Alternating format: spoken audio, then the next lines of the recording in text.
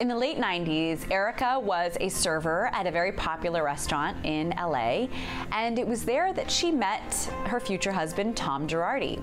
Tom is a very powerful, very successful, and brilliant attorney, and Erika and Tom struck up a friendship. By the time that he got around to asking her out on a date, she already felt like she knew him, and they really got serious very quickly, and it was pretty much no time before he was asking her to marry him.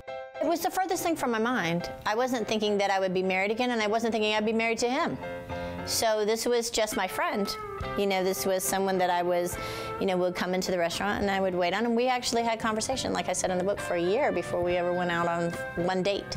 So I really got to get to know him in all different kinds of areas. So it was nice to see him professionally, personally, with his family, with his law partners, all of that. Sometimes when you have a failed marriage before, you look at the second time around and you go, okay, wait a second, what's really important here? And what was important to me was my relationship with Tom, and my support of him and his career, because he was who he was. He wasn't going to change. He was a grown man.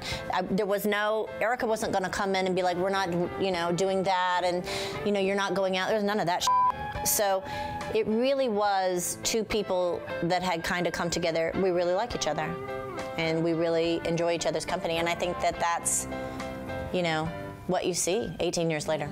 Erika's husband, Tom, is 33 years older than she is. And she admits that at the beginning of their relationship, the age difference was a very common topic amongst people who knew them or who didn't know them. 33 years younger than my husband. So that right there, everyone's gonna judge you. No one likes to hear people criticize their family or the way that they, the person that they are, how they believe. I think that is something that's universal. I don't think that I'm unusual in that place, but I do find that the older I get, the less and less it matters.